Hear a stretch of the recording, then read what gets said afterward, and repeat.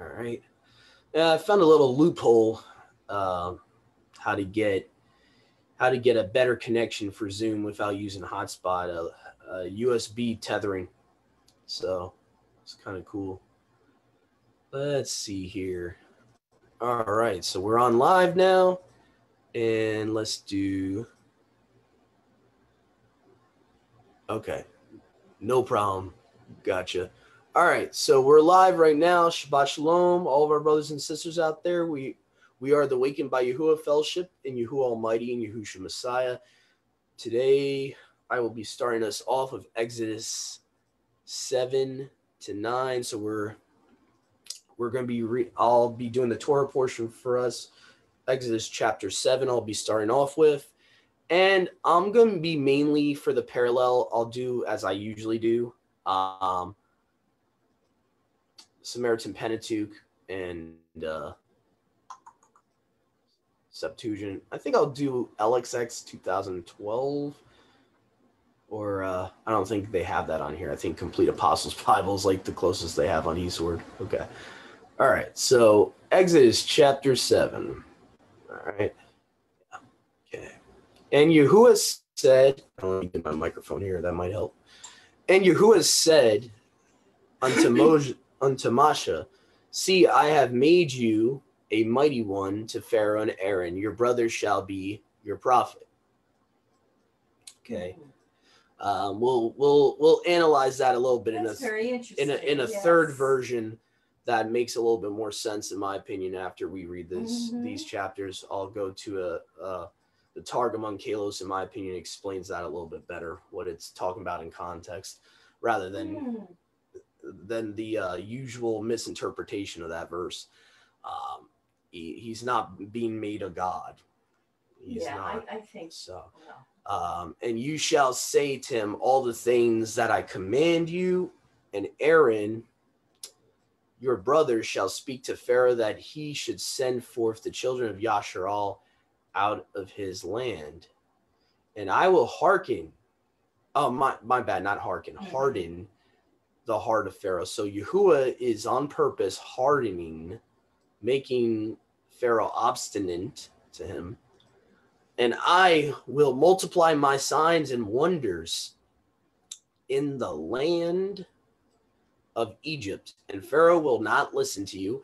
And I will lay my hand upon Egypt, and I will bring out my people, the children of Yasharal, and my power out of the land of Egypt with great vengeance. And all the Egyptians shall know that I am Yahuwah, stretching out my hand upon Egypt, and I will bring out the children of Yasharal from the midst of them. And Moshe and Aaron did as Yahuwah commanded them, so did they. And Moshe was 80 years old, and Aaron, his brother, was 83 years old when he spoke to Pharaoh. And Yahuwah spoke to Moshe and Aaron, saying, now if Pharaoh should speak to you, saying, give us a sign or wonder, then you shall say to your brother Aaron, take your rod and cast it upon the ground before Pharaoh and before his servants, and it shall become, even though it says serpent here, it should actually say dragon. Okay, because if you, I'm just going to use, for example, here on the parallel, I can actually do this on the parallel here.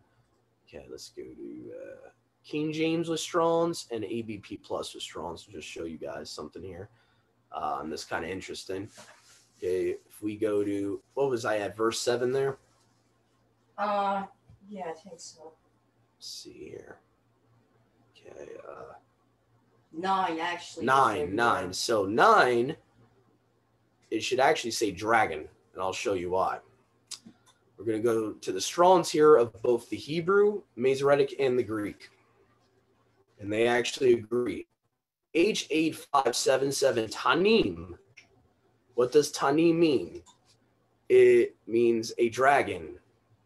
Even though they put dragon as like the third definition, if you go to other concordances, it will be the first main definition of that word. Okay, Brown Driver's Briggs Dictionary. Dragon, serpent, sea monster, dragon or dinosaur, river monster. Okay, now the river monster is probably referring to Leviathan, That's probably what that's referring to. Okay. So actually it's talking about a sea monster, a dragon.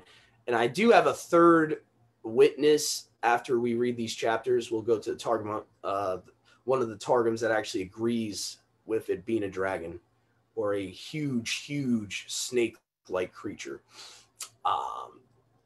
So let's go to the Greek here and show you that it's not just the Masoretic here. G1404, Drakon. That's where we get the English word dragon, literally. Okay, so dragon, famous kind of serpent, Derkomai, alternate form of. So it basically means a dragon. So what Yahuwah is actually saying is you are going to throw your staff to Pharaoh and it's going to become a dragon. That's what he's actually saying. So just wanted to explain that real quick. That's actually what the word is supposed to mean. So English translators have kind of been disingenuous with the Hebrew and the Greek there. So Septuagint says dragon. Oh, okay. So the Lexham English Septuagint translated as dragon. Good job, Lexham. Good job. All right. And Moshe and Aaron went in before Pharaoh and before his servants, and they did so as Yahuwah commanded them. And Aaron cast down his rod before Pharaoh and before his servants, and it became a dragon. But Pharaoh called together the wise men of Egypt and the sorcerers, wise men, diviners, and the charmers, and also the Egyptians, and they did likewise with their sorceries. And they cast down each his rod, and they became serpents, or actually should say dragons. My bad about that. But the rod of Aaron swallowed up theirs. And the heart of Pharaoh was hardened, and he hearkened not to them as Yahuwah charged them. And Yahuwah said to Moshe, the heart of Pharaoh is made hard so that he should not let the people go. Go to Pharaoh early in the morning. Behold, he goes forth to the water, and you shall meet him on the bank of the river, and you shall take in your hand the rod that was turned into a dragon. Okay, and you shall say to him, Yahuwah Elohim of the Hebrews has sent me to you, saying, let my people go, that they may serve me in the wilderness. But indeed, until now you have not heard. Thus says Yahuwah, by this you shall know that I am Yahuwah. Behold, I strike the water which is in the river with the rod that is in my hand, and it shall change it into blood. And the fish that are in the river shall die, and the river shall stink, and the Egyptians shall not be able to drink water from the river. And Yahuwah said to Moshe, say to your brother, so I'm going to continue here, scroll down. Aaron, take your rod in your hand and stretch forth your hand over the waters of Egypt and over their rivers and over the vessels, shall become blood, and lost my place here. Over all their standing water, and it shall become blood, and there was blood in all the land of Egypt, both in the vessels of blood and of stone. And Moshe and Aaron did so as Yahuwah commanded them. And Aaron, having lifted up his hand with his rod, struck the water in the river before Pharaoh and before his servants, and changed all the water in the river into blood. And the fish in the river died, and the river stank, and the Egyptians could not drink water from the river, and the blood was in all the land of Egypt. And the charmers also the Egyptians did so with their sorceries, and the heart of Pharaoh was hardened, and he did not hearken to them, even as Yahuwah said. And Pharaoh turned and entered into his house and paid no attention to this thing. And all the Egyptians dug round about the river so as to drink water, for they could not drink water from the river. And 7 days were fulfilled after Yahuwah had struck the river, which is kind of interesting. Okay, so before we go to chapter 8 here, I just wanted to show a third witness to verses 9 to 10 to show it definitely was no little garden snake that the rods turned into. I'm not saying you have to take this as authoritative. All I'm going to say is this is a good third witness to what the Septuagint and Masoretic actually agree on. So in verse 9. So let's go here. This is the Targum of Jonathan here. It says in chapter 7, verse 9 of Exodus, when Pharaoh talked to you saying, give us a miracle, you shall say to Aharon, take your rod and cast it down before Pharaoh, and it shall become a basilisk serpent, okay, basilisk, and I'll show you what a basilisk looks like. It ain't no little garden snake. For all the inhabitants of the earth shall hear the voice of the shriek of Egypt, yeah, probably because they're scared of this thing, when I shatter them, as all the creatures heard the shriek of the serpent when made naked at the beginning. And Moshe and Aaron went into Pharaoh, did as Yahuwah commanded, and Aaron threw down the rod before the sight of Pharaoh and before the sight of his servants, and it became a basilisk. So the reason I figured to read that is to show you guys there's 3 different versions of the Torah here that agree with one another that what it was, and it was not no little snake. That's all I'm going to say there. No. So, oh yeah, we'll get to the fourth witnesses, but that's thank you, Brother Joshua, for putting that in the chat. Yeah, there's going to be even more witnesses once we get to our Ezekiel portion later on about that, about the same word being used, drakon and tanim being used there. So, but I found it interesting. The Targum of Jonathan calls it a basilisk. If anyone's seen Harry Potter and the Chamber of Secrets, you'll know what I'm talking about. Okay, I'm not promoting that movie, but I'm just saying, even in movies, they kind of tell you what this creature would have looked like. Like an anaconda or something? A lot bigger than that. A lot bigger than that. A lot scarier than that. I know in hot places. This thing is huge. This thing is like this thing would be a monstrous type of snake, like a giant snake. This is a picture of what just the head and neck looked like in that Harry Potter movie. Very disgusting and demonic looking. But yeah, so basilisk basically is a giant snake. Basilisks are mentioned in the Septuagint too, in Psalms 91 verse 13.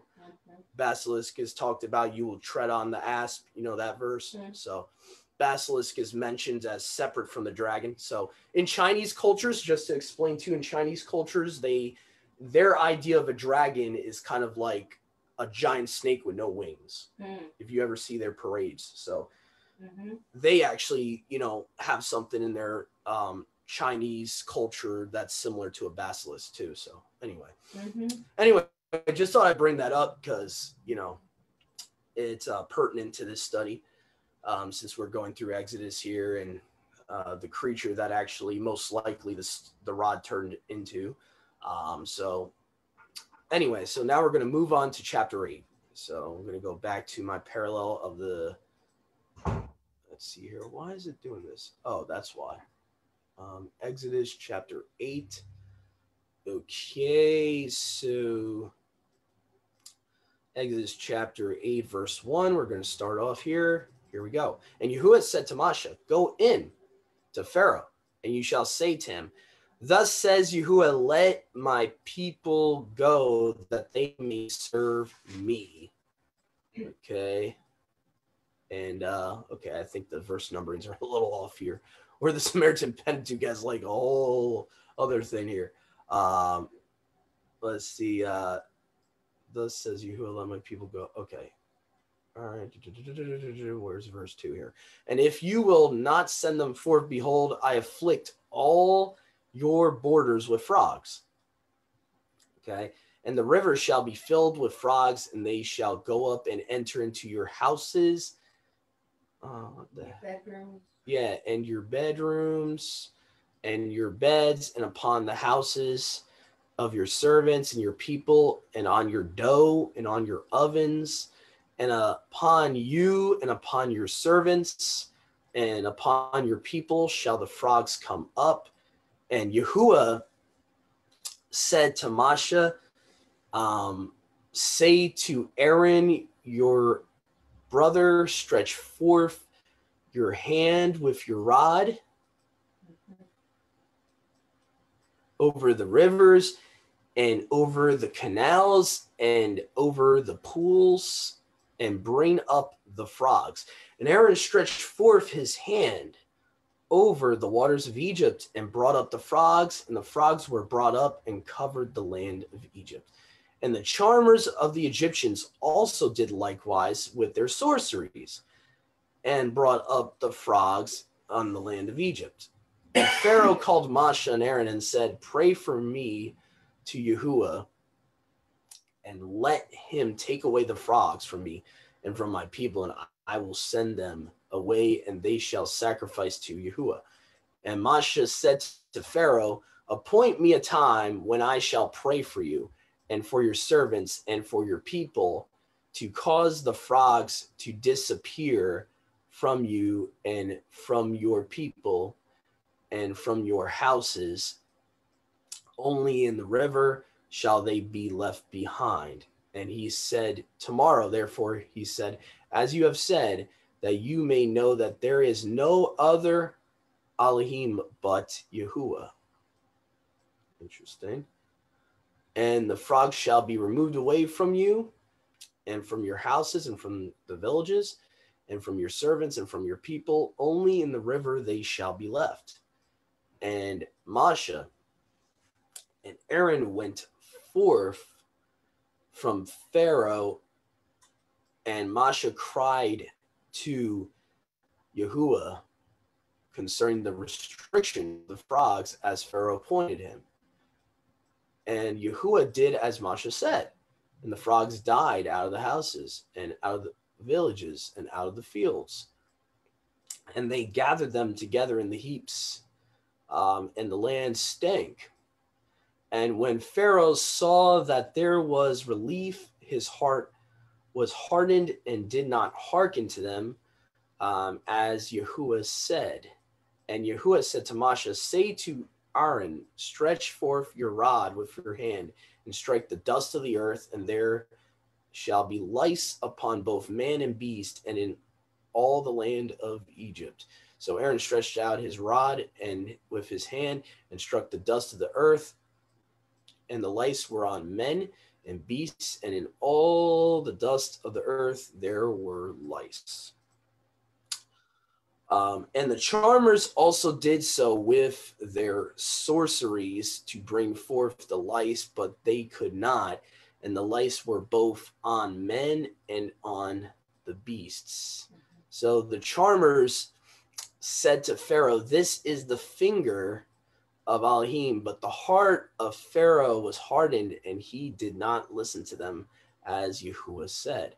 And Yahuwah said to Moshe, rise up early in the morning and stand in before Pharaoh, and behold, he will go forth to the water, and you shall say to him, thus says Yahuwah, let my people go, that they may serve me in the wilderness.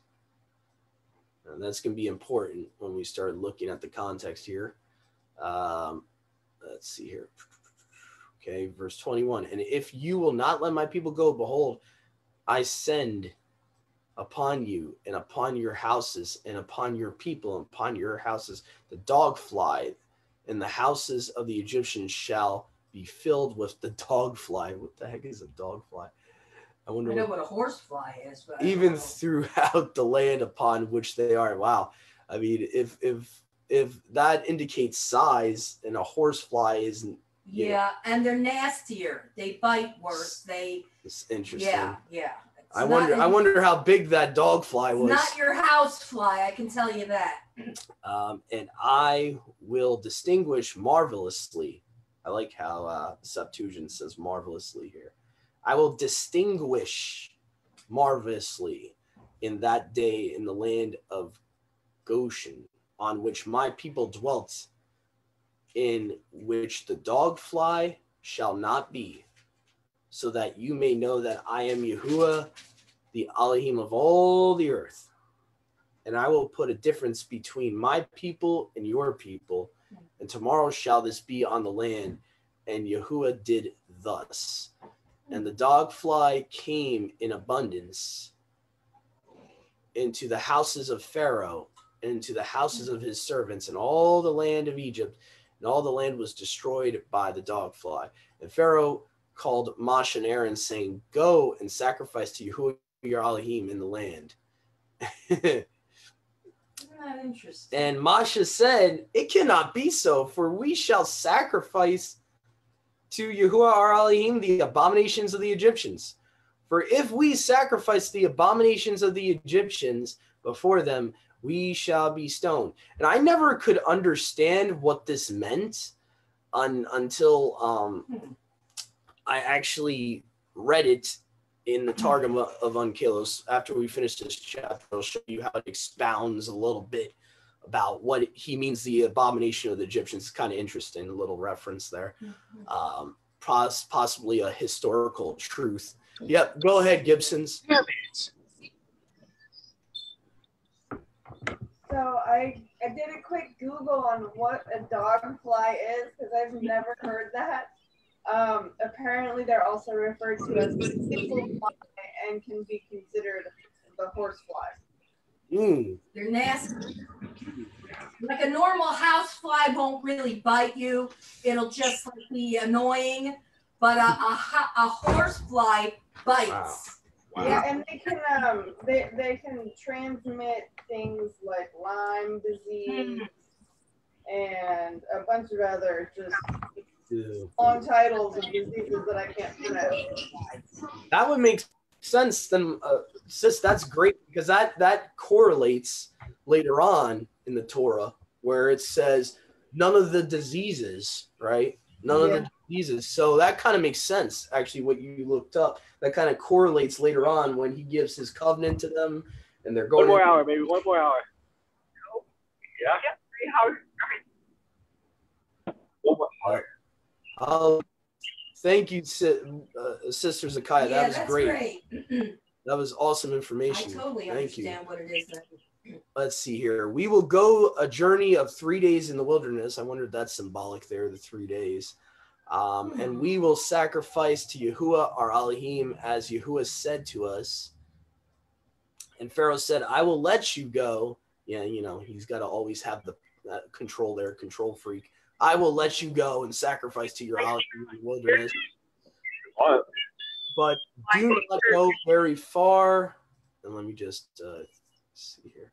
Do not go very far away. Pray then to Yahuwah for me. And Moshe said, I then will go forth from you and pray to Elohim, and the dog fly shall depart both from your servants and from your people tomorrow. However, do not deceive again, Pharaoh, so as not to send the people away to do sacrifice to Yahuwah. And Moshe went out from Pharaoh and prayed to Elohim. And Yahuwah did as Moshe said, and removed the dog fly from Pharaoh and from his servants, from his people, and there was not one left. And Pharaoh hardened his heart even on this occasion, and he would not send the people away. So right before we're about to read chapter 9, but I wanted to show people that whole abomination of the Egyptians thing, I know that kind of confused me without knowing the historical context of what it's actually referring to. As being abominations to the Egyptians, because I always used to shrug. I would always like shrug my shoulders, like, what do you mean abominations to them and stuff like that? It seems like they were like Hindus, the ancient Egyptians, is what the Targum of Onkelos is actually alluding to. They were like every animal pretty much that Israel Yasharal would have sacrificed to Yahuwah. These ancient Egyptians worshipped. So, and that's in Exodus 8:26, Targum Onkelos. So let's see here. It says, let's see here. Where is it here? I think it's the verse numberings are a little bit off here. I think it's verse 22, if I'm not mistaken. Yeah, here we go. But Moshe said, it will not be right to do so, because we shall take sheep which are, oh, hold on. Whoops. 26 is what I have. Yeah, I know, Mom, but the Targums, okay. You got to understand, verse numberings are man-made. Okay. They're it depends on the translator how he wants the what verse number it is, and so on and so forth. That's all tradition. That's chapter numberings, verse numberings. That's all dependent on the English translator, really. So let me see here. Let me just bear with me for a second. I needed to get to the right Targum also. So let me see, chapter 7, it should be chapter 8, verse 22, if I remember correctly, in the Targum on Kalos. Yeah, so Pharaoh called for Moshe and Aharon to go and sacrifice before your Elohim in the land, meaning in Egypt. But Moshe said, it will not be fitting to do so, because the animals which the Mitzrites worship, meaning, cows, oxen, sheep, lambs, we shall take to sacrifice before Yahuwah our Elohim. Behold, should we immolate the animal which the Mitzrites worship? Would they not stone us when they saw it? So to me, this little expounding, this little explanation here is kind of good, just to understand, the historical truth, it looks like, of how what the Egyptians believed and why shepherds are abominations to them. We see in Joseph, the story of Joseph. So to me, this kind of explains a lot. This kind of explains a lot of questions I've had before about that, reading in our modern versions of the Torah. So anyway, so we're going to start chapter 9, and I'll go back to the Samaritan Pentateuch and Complete Apostles Bible parallel I have here. Okay, so here we go. And Yahuwah said to Moshe, go into Pharaoh, and you shall say to him, thus says Yahuwah, Elohim of the Hebrews, let my people go, that they may serve me. If, however, you refuse to let my people go, but yet detain them, behold, the hand of Yahuwah shall be upon your cattle in the fields, and on the horses, on the donkeys, on the camels, on the oxen, on the sheep, a very great pestilence. And I will make a marvelous distinction in that time between the livestock of the Egyptians and the livestock of the children of Yasharal. Nothing shall die, all that belongs to the children of Yasharal. And Elohim fixed a limit, saying, tomorrow Yahuwah will do this thing on the land. And Yahuwah did this thing on the next day, and all the livestock of the Egyptians died, but the livestock of the children of Yasharal, not one died. And when Pharaoh saw that the livestock of the children of Yasharal, not one died, the heart of Pharaoh was hardened, and he did not let the people go. And Yahuwah spoke to Moshe and Aaron, saying, take for yourselves handfuls of ashes from the furnace, and let Moshe scatter it toward heaven before Pharaoh and before his servants, and let it become dust over all the land of Egypt, and there be sore boils breaking forth upon men and beasts in all the land of Egypt. So he took ashes from the furnace before Pharaoh, and Moshe scattered it toward heaven, and it became sore boils breaking forth both on men and on beasts. And the sorcerers could not stand before Moshe because of the sores, for the sores were on the sorcerers and in all the land of Egypt. And Yahuwah hardened Pharaoh's hearts and hearkened not to them, as Yahuwah appointed. Okay, and Yahuwah said to Moshe, rise up early in the morning and stand before Pharaoh, and you shall say to him, thus says Yahuwah Elohim of the Hebrews, let my people go, that they may serve me. For at this present time I will send forth all my plagues into your heart, and the heart of your servants and of your people, that you may know that there is not another such as I in all the earth. For now I will stretch forth my hand and smite you and kill your people, and you shall be consumed from off the earth. And for this purpose have you been preserved. Basically saying, I only kept you alive for this purpose, that I might display my strength in you, and that my name might be published in all the earth. Do you then yet exert yourself to hinder my people so as not to let them go? Okay. I don't know why there's such a difference here. Okay, there we go. Why that took forever. Behold, tomorrow at this hour I will rain a very great hail, such as has not been in Egypt from the time it was created until this day. Now then, hasten to gather your livestock and all that you have in the fields, for all the men and livestock, as many as shall be found in the fields, and shall not enter a house, but the hail shall fall upon them, shall die. And he who feared the word of Yahuwah, so this is like one servant of Pharaoh, which I'll, for the time being, until I read the rest of this chapter, I'll reserve who I believe it is that it's referring to here, that we're going to be reading his book later today. Among Pharaoh's servants gathered his cattle into the houses, and he that did not attend in his mind to the word of Yahuwah left the cattle in the fields.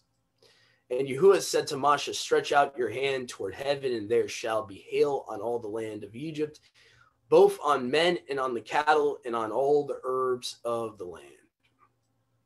And Moshe stretched forth his hand toward heaven, and Yahuwah sent thunder and hail, and the fire ran along upon the ground, and Yahuwah rained hail on all the land of Egypt. So there was hail and flaming fire, which, by the way, I don't know if you're getting this idea, but this is like foreshadowing what we're going to see in the day of his wrath, really. You know, when Peter talks about the elements will burn up, fire from heaven. Okay. 1,000-pound hails. So there was hail and flaming fire mingled with hail. And hail was very great, such as was not in Egypt from that time. And you're noticing a similar wording here to Daniel and Revelations from that time until now. You know, it's like a very similar kind of how Yahushua says in Matthew 24, there won't be such great a tribulation since the earth was created, you know, since there's been a nation of people. So it's the same type of wording here. Such as was not in Egypt from the time there was a nation upon it. And the hail struck both man and beast in all the land of Egypt, and hail struck all the grass in the field, and the hail broke in pieces all the trees in the field. Only in the land of Goshen were the children of Yasharel was there not hail. And Pharaoh sent a called for Moshe and Aaron and said to them, I have sinned this time. Yahuwah is righteous, and I and my people are wicked. Pray then for me to Yahuwah, and let him cause the thundering of Elohim to cease, and the hail and the fire, and I will send you forth, and you shall remain no longer. And Moshe said to him, when I have departed from the land, when I have departed from the city, I will stretch out my hands to Yahuwah, and thundering shall cease, and the hail and the rain shall be no longer, so that you may know that the earth is Yahuwah's. But as for you and your servants, I know that you have not yet feared Yahuwah. And the flax and the barley were struck, for the barley was advanced and the flax was seeding. But the wheat and the rye were not struck, for they were late. And Moshe went forth from Pharaoh out of the city and stretched out his hands to Yahuwah, and the thunder ceased, and the hail and the rain did not drop on the earth. And when Pharaoh saw that the rain and the hail and the thunders had ceased, and he continued to sin, and he hardened his heart and the heart of his servants, and the heart of Pharaoh was hardened, and he did not send forth the children of Yasharal as Yahuwah had said to Moshe. So one thing I did want to mention is my belief about who that servant was who feared Yahuwah. Due to multiple reasons, I actually believe it was Job. The reason I believe so is actually, as a reference, the Targum of Jonathan actually says it was Job. And it kind of fits because I have some cross references here that it would fit. Job was actually known by a different name before he converted, according to the Septuagint. And we're going to read his book today later on in that portion, but I want to show you in Job 42. I've shown brothers and sisters part of this assembly. They already know this little extra paragraph almost by heart at this point, because I mentioned this a lot. So if we go to Job 42, there's an extra what most Bibles would call Greek editions or whatever, so-called editions. Okay. Right here it says, and I'll try to breeze through this to show you the context why I'm giving you this reference here. This man is described in the Syriac book as living in the land of Uz on the borders of Idumea, Edom, and Arabia. And his name before was Jobab. And we'll go to Genesis 36 and show you the connection here, and why it's important to know that before he was named Jobab. Having taken an Arabian wife, he begot a son whose name was Enon, and he himself was the son of his father Zerah, one of the sons of Esau. So he's a direct ethnic Edomite, and of his mother Bosora, so that he was the fifth from Abraham. So the Septuagint of Job actually tells you, like, when Job was actually when he would have been born. He's the fifth from Abraham. You know how, like it says, Enoch was the seventh from Adam. So we kind of know where, chronologically when Enoch would have been born. So Job is the fifth from Abraham, according to the Septuagint. And these were the kings who reigned in Edom, which country he also ruled over. So he was a king over Edom, which we'll see a second witness to that in Genesis 36.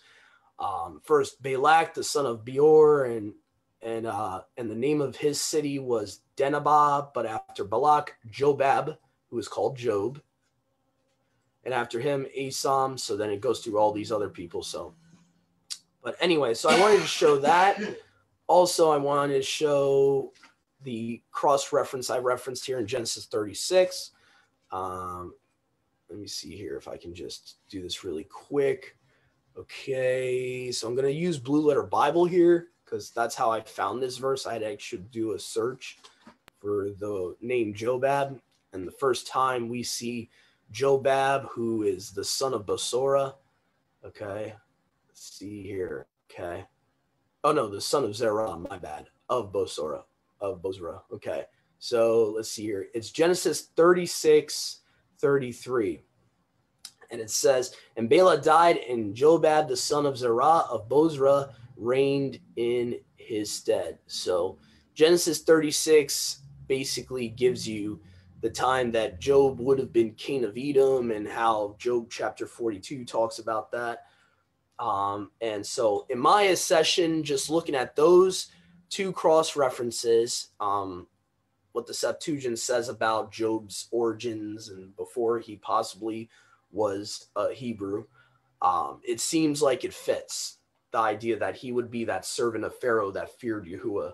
In what was it, Mom? Chapter 9, what was it? Verse 22 talked about there was he of the servants of Pharaoh feared Yahuwah. Yeah. Mm-hmm. So the Targum of Jonathan literally says Job was the guy. So anyway, so I thought it'd be interesting to mention. Take it or leave it.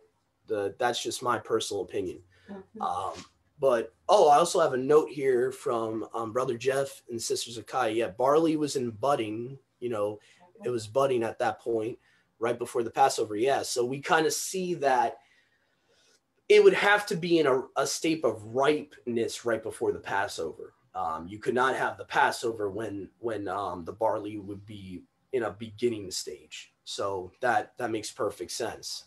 And we can see that historically from the time of the Exodus here, that they had to keep Passover right before they left Egypt. And already the precursor before this first Passover was that the barley was budding. It said in chapter 9 of Exodus.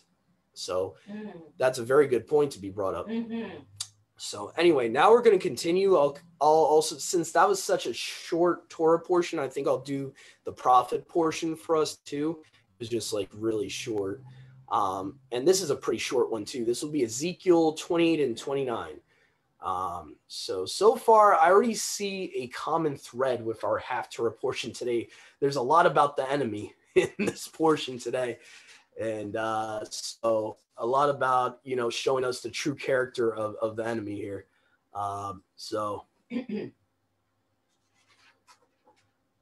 Yeah, that's true. New corn, or actually more accurately, new grain. Yeah.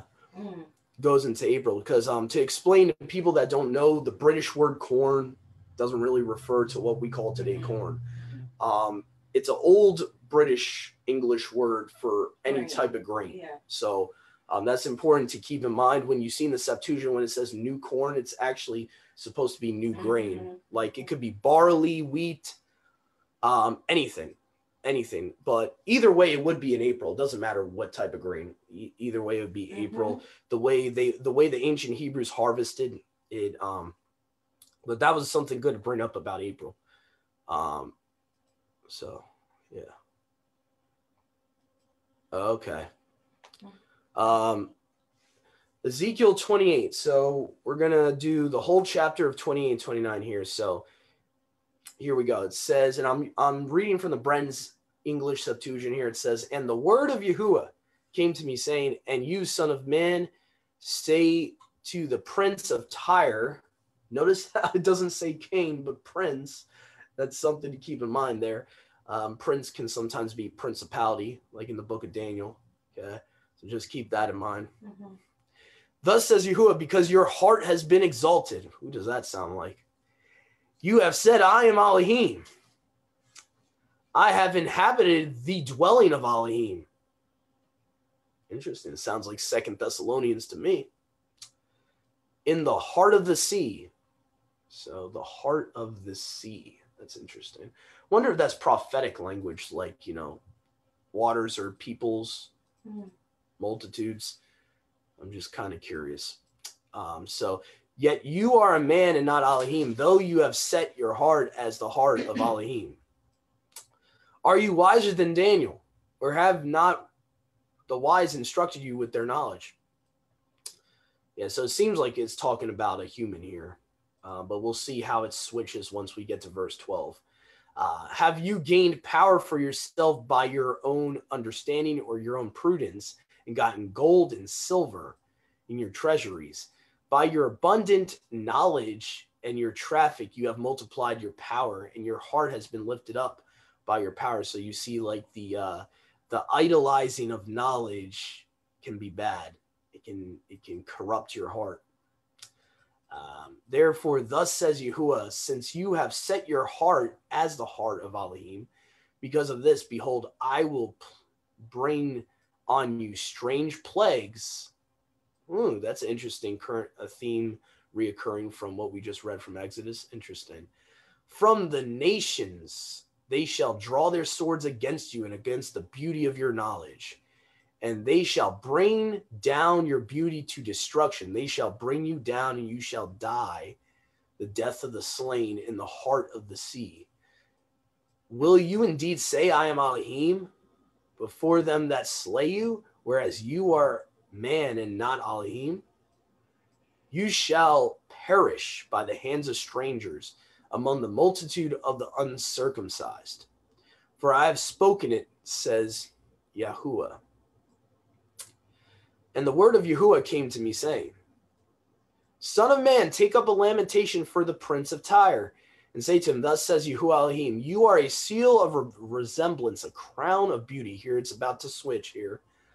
You were in the delight of the paradise Elohim. Obviously, a human king was never there.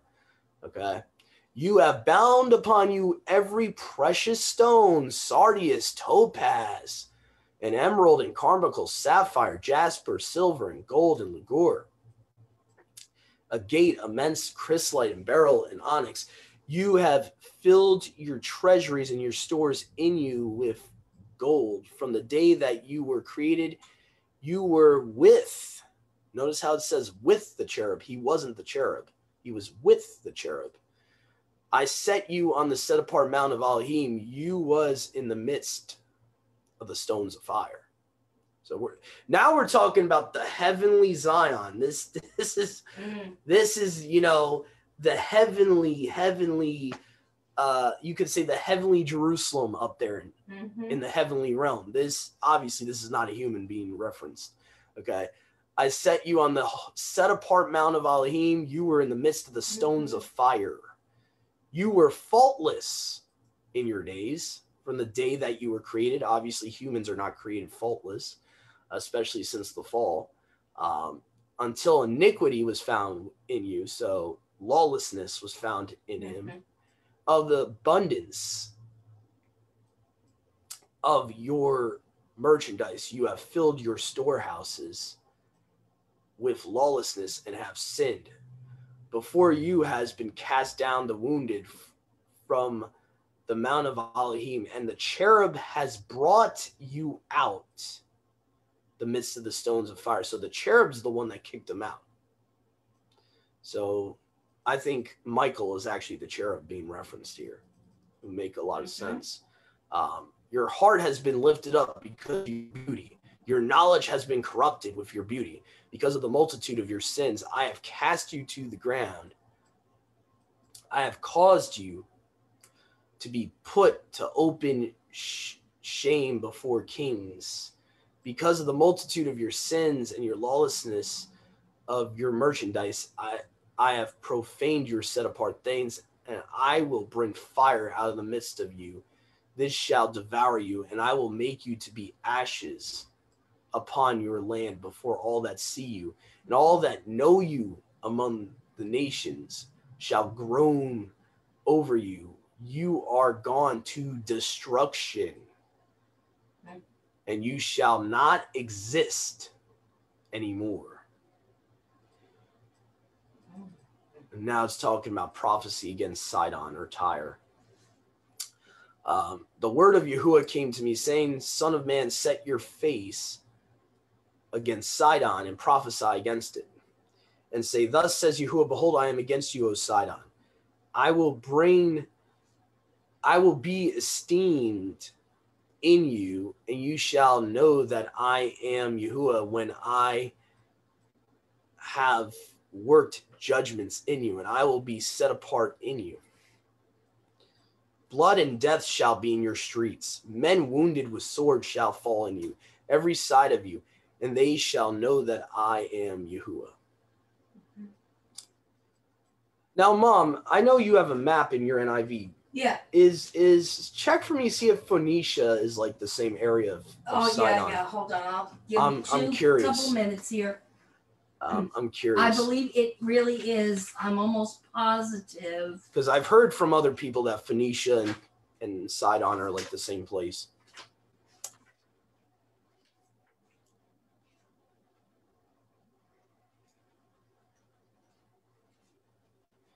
Okay, well, she's looking for that. Yeah, it might take me a couple minutes. There shall be no more in the house of Yasharel a thorn of bitterness and a pricking briar proceeded from them that are round about them who dishonor them. Yes, they are right. Phoenicia is like on the right-hand side, and on the left of them, they're like right on the border of the Mediterranean Sea. Okay. And Phoenicia is where it's green, where there's like land. But they're neck and neck. If you want to see it, I'll show it to you. Okay. I might try to find it actually on the computer so everyone can see. It's going to be hard to show your Bible on the screen. But if you look right up here, where the green and the blue is. Let's see here. Syria is right near Damascus. Okay. Let's see here. Sidon. Oh, Sidon. See? No, Sidon and okay. They're like by the border of the sea. Hold on. Actually, Sidon and Tyre are opposite to Phoenicia. They're on the left. Mm-hmm. And Phoenicia's on the right. They're on the so they're not the exact. They're near one another. Yeah, I don't know if I'm gonna. Yeah, it's gonna be hard. It's gonna be hard for me to see that. But they are close. They're bordering one another, but they're not exactly the same place. Okay, that's good to know though. Geography is good to know. I love my maps. Yeah, biblical geography is definitely important when we're looking at prophecy. Let's see here. There no more be in the house of Yahshua. So we talked about who dishonored them, and they shall know that I am Yahuwah. And Yasharal gathered in security. Thus says Yahuwah Elohim, I will also gather Yasharal from the nations among whom they have been scattered. And I will be set apart among them and before the peoples and nations, and they shall dwell upon their land, which I gave to my servant Jacob. Yea, they shall dwell upon it safely, and they shall build houses and plant vineyards and dwell securely when I shall execute judgment on all that have dishonored them, even on those that are round about them. And they shall know that I am Yahuwah, their Elohim, the Elohim of their fathers. All right, so that was Ezekiel 28. Pretty obvious that Prince of Tyre is referring to Satan once you get down to verses 12 and all the way down.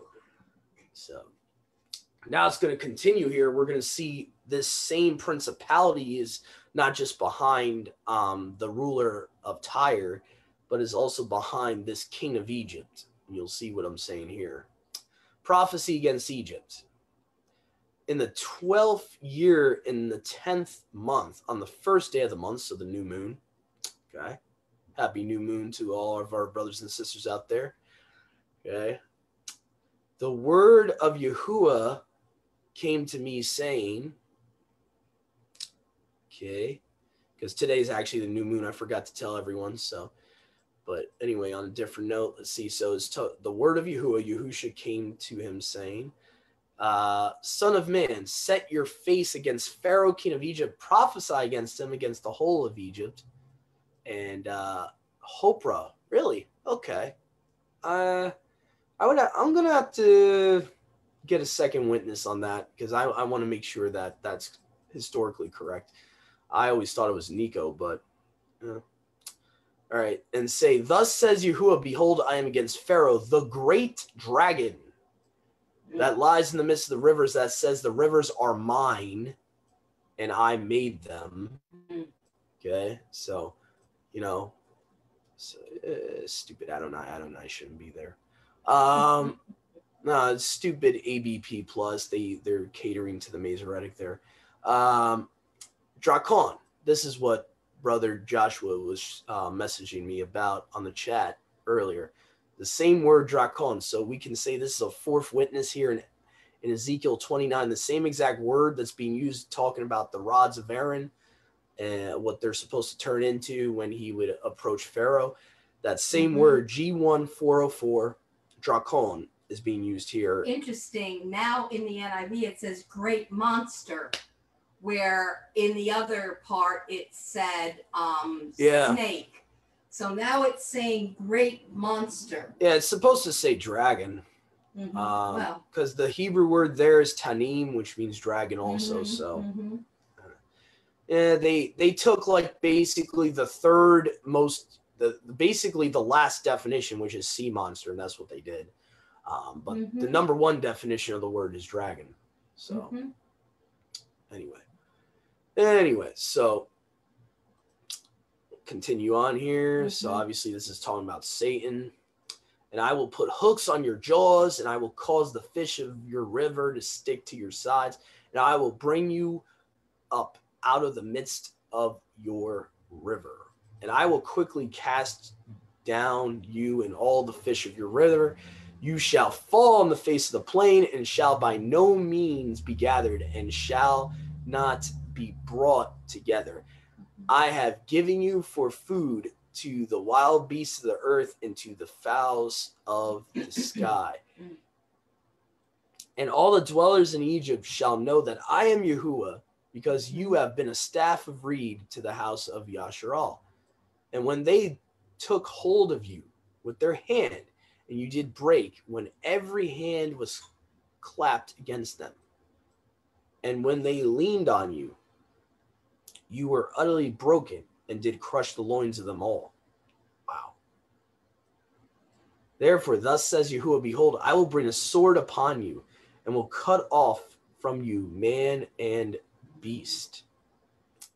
And the land of Egypt shall be ruined and desert, and they shall know that I am Yahuwah, because you say, the rivers are mine and I made them. Yes, Satan always trying to claim to be Yahuwah. He wants to be Yahuwah. I will be like the Most High. Always trying to be the creator. Therefore, behold, I am against you, against all your rivers, and I will give up the land of Egypt to desolation and the sword and destruction from Magdol and Syene, even to the borders of the Ethiopians. By the way, Ethiopians originally were Hamites. The Hamites became known as Ethiopians ethnically. So that's just something to keep track of. Modern terminology of the Ethiopia is Ham. Okay. No foot of man shall pass through it, and no foot of beast shall pass through it, and it shall not be inhabited for 40 years. And I will cause her land to be utterly destroyed in the midst of a land that is desolate, and her cities shall be desolate 40 years in the midst of the cities that are desolate. And I will disperse Egypt among the nations, and I will utterly scatter them into the countries. So that's interesting. Thus says Yahuwah, after 40 years I will gather the Egyptians from the nations among whom they have been scattered. That's interesting. And I will turn the captivity of the Egyptians and cause them to dwell in the land of Fathor, in the land where they were taken. I've never heard of that land before. I don't know. What does it say in yours? What verse are we on exactly? 14. 14. I will bring them back from captivity and return them to Pathros. Pathros. Huh. The land of their ancestry.